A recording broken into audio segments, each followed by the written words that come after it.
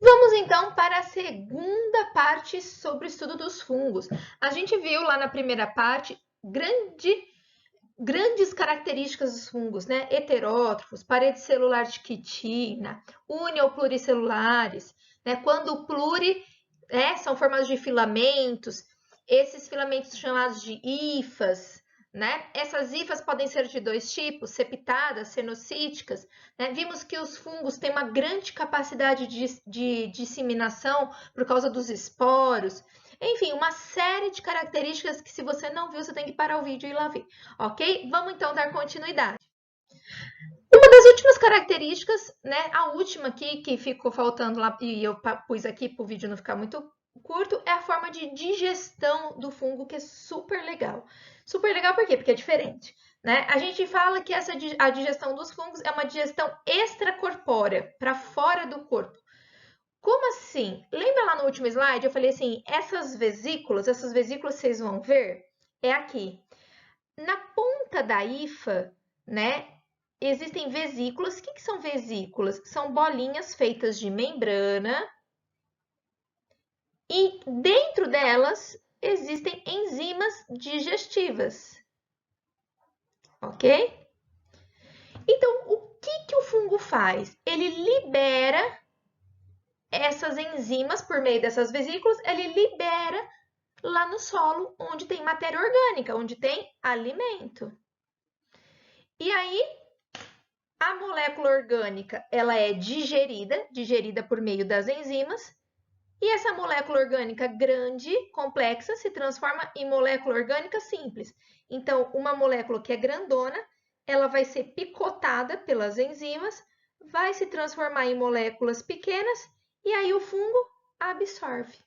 Então, vejam que a transformação, a digestão de moléculas grandes em moléculas pequenas não ocorre no interior das hifas, ocorre lá fora. Por isso que eu chamo de digestão extracorpórea, para fora do corpo do fungo. Isso também é super importante, ok? Lembrando que basicamente os fungos se encontram imersos ali no solo, né? A gente não vê o fungo. O que a gente vê, a casinha de sapo, a orelha de pau, é o corpo de frutificação deles, que a gente fala, que é o corpo de reprodução, ok? Então, isso aqui é só uma partezinha do fungo que está se reproduzindo, porque o fungo mesmo, o micélio, o corpo dele, está todo lá no solo. Eu também falei lá na parte 1, né, que os fungos já foram colocados dentro das plantas, né, dos vegetais. E hoje já se sabe que os fungos são mais próximos filogeneticamente, o que é isso? Mais próximos evolutivamente dos animais do que dos vegetais, né? Então, aqui eu coloquei alguns cladogramas, algumas árvores, né, para vocês observarem. Então, nós temos um ancestral aqui. Esse ancestral, que é um eucarioto, nós vimos lá na introdução aos protistas, né? Esse eucarioto inicial, uma parte dele vai dar origem aos protistas e a outra parte, então, vai dar origem às plantas e a outra parte aos fungos e aos animais. Então, observem que os fungos e os animais têm um ancestral comum. Então, os fungos estão muito mais próximos dos animais do que das plantas, ok? E aqui na lateral também, ó, nós temos um ancestral. Esse ancestral que tinha flagelo, nós vamos ver isso, uma célula flagelada, que é uma característica primitiva que surge primeiro nos fungos e nos animais. Ele teria originado os fungos, porque a digestão, primeiro o fungo digere para depois ingerir, porque a digestão é extracorpórea. Então, aqui, ó, digere e depois ingere. Então, o fungo digere lá fora e depois ingere. E nós não. O que a gente faz? A gente ingere para depois digerir. Nós fazemos o contrário, porque a nossa digestão é intracorpórea, é dentro do nosso corpo. E aí nós temos aqui um outro ancestral, né, dando origem aos animais, que sempre são pluricelulares, e aos coanoflagelados, que são unicelulares, ok? Quais são as características? Algumas delas, fora comparação de DNA, né, que eles fazem, que aqui não tem como demonstrar, quais são as características que a gente consegue observar que aproximam os fungos dos animais? A primeira característica é que tanto fungo quanto animal são heterótrofos, ou seja, precisam pegar alimento do meio, não produzem seu próprio alimento. Lembrando que as plantas são autótrofas, ok? Outra coisa, a presença da quitina. Lembra que eu falei que a quitina é uma molécula presente na parede celular dos fungos? Eu não encontro quitina na planta, porque na planta a parede celular é de celulose, não é de quitina. Existe algum animal que tem quitina? Tem, os insetos. Né? Os insetos, eles têm um esqueleto externo. E esse esqueleto externo, que a gente chama de exoesqueleto, é feito de quitina também. E uma terceira característica que aproxima o fungo do animal é o glicogênio, que a gente já falou lá na parte 1. Né? A reserva de energia do fungo e dos animais são de glicogênio e dos vegetais é amido. Então aqui, gente, a gente fez uma revisãozinha aí do que se assemelha os fungos dos animais do que diferencia com as plantas. E aqui está a classificação dos fungos, né? De uma forma muito simples, ok? E essa figurinha é super importante, se você puder desenhar ela aí no seu caderno, isso é importante. Os fungos são divididos em 4 grupos. Nós vamos do mais simples para o mais complexo. Então, o mais simples são os Chytridiomycota, ok? Repete, Chytridiomycota. Segundo, Zygomycota. Terceiro, Ascomycota. E o quarto, Basidiomycota. Lembrando que esse micota, né? Micota vem de micologia. Micologia é o estudo do fungo, né? Lembra? Micologia, micose, micose é fungo, ok? O que esses 4 grupos compartilham em comum? A gente já falou, são as características dos fungos. Parede celular de quitina, absorção de nutrientes do ambiente, ou seja, são heterótrofos, ok? Presença de hifas nos pluricelulares, né? E a reprodução por meio de esporos haploides, ok? E aí, então, esse ancestral, né, que tinha todas essas características, uma parte deste grupo de ancestral vai dar origem ao que a gente chama de Chytridiomycota. O Chytridium é o grupo mais primitivo, mais simples de fungo. Por quê?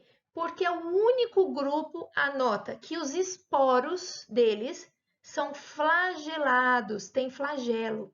E a presença do flagelo é considerada uma característica primitiva. O que é uma característica primitiva? Que surgiu primeiro.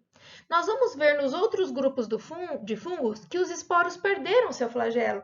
Não tem mais flagelo na hora da disseminação, ok? Então, esses esporos que têm flagelo são chamados de zoósporos. Então, os Chytridiomycota são o único grupo, né? É o único grupo de fungos que tem esporos flagelados, ou seja, zoósporos. Aqui, ó, eu coloquei mais uma ênfase, né? Chytridiomycota, considerada a linhagem que se ramificou primeiro, ou seja, mais primitiva. Presença de zoósporos flagelados. Isso é uma característica basal, uma característica primitiva que surgiu primeiro. E aí depois, nos demais grupos, a característica é a perda do flagelo.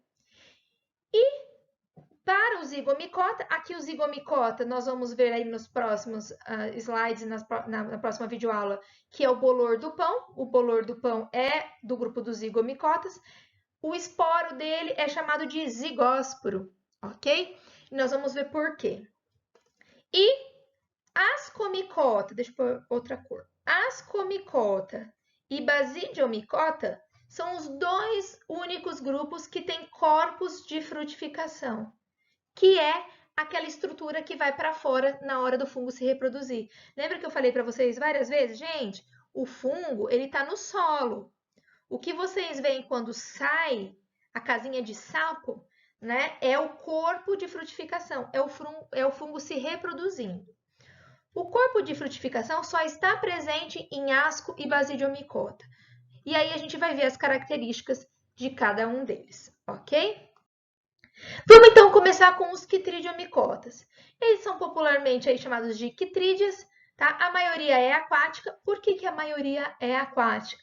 Porque nós temos células móveis, flageladas, né? Zoósporos, ok? Podem também ser encontrados no solo, né? Podem ser encontrados dentro do rumen, do estômago de mamíferos herbívoros, beleza? Ou nós vamos ter representantes unicelulares ou, quando pluricelulares, com hifas cenocíticas. Não existe quitridiomicotas até agora com hifas septadas. Nós vamos ver que as hifas septadas só estão presentes nos grupos mais complexos, tá? Se o fungo é simples, vai ter hifa cenocítica, ok? Então, esse é o fungo esquisito, né? Ele é muito difícil de ser estudado, né? Então, ele tem esses rizóides. Rizóides não é raiz, né? São esses ramos, esses filamentos aí que ajudam, por exemplo, o fungo a se fixar, ok? Esse esporanjo, anjo é casa, né? Casa do esporo. É daqui que vai sair os zoósporos, os esporos flagelados deste grupo, ok?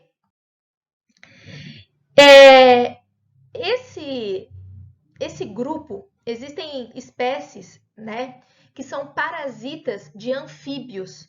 E eu trouxe aqui da agência FAPESP, né, um artigo de 2019, muito interessante, que chegou até a cair, acho que na Unesp, na segunda fase da Unesp de 2019, assim que saiu esse estudo. Fungo dizimou populações de 501 espécies. Ai, meu Deus, calma aí. Espécies de anfíbios no mundo. Autores de estudos afirmam que se trata da maior perda de biodiversidade atribuída a um único patógeno em toda a história.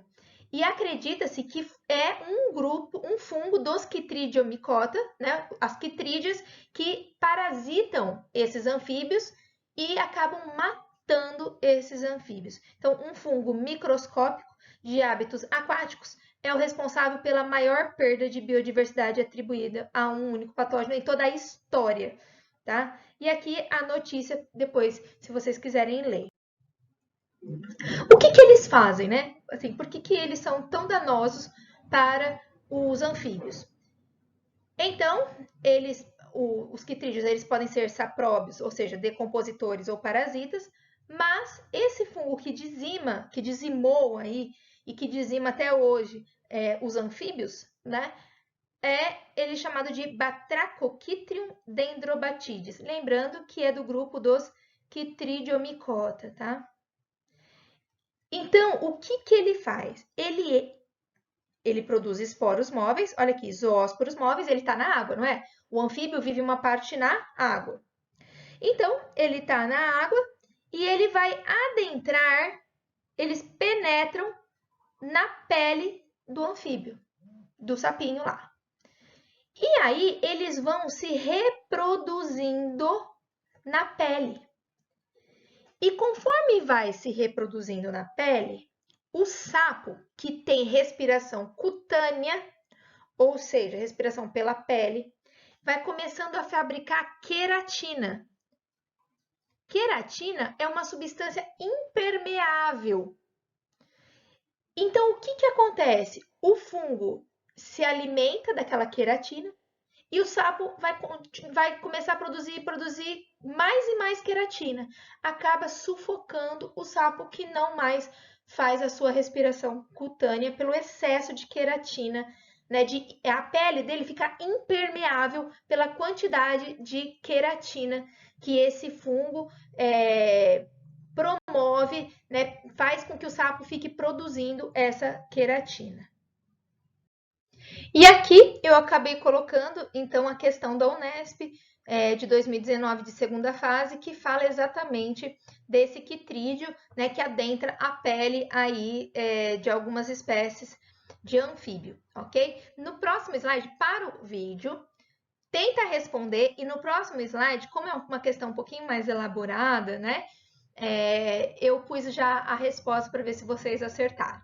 A gente vai ficando por aqui e volta na terceira parte, continuando os estudos dos grupos com zigomicota.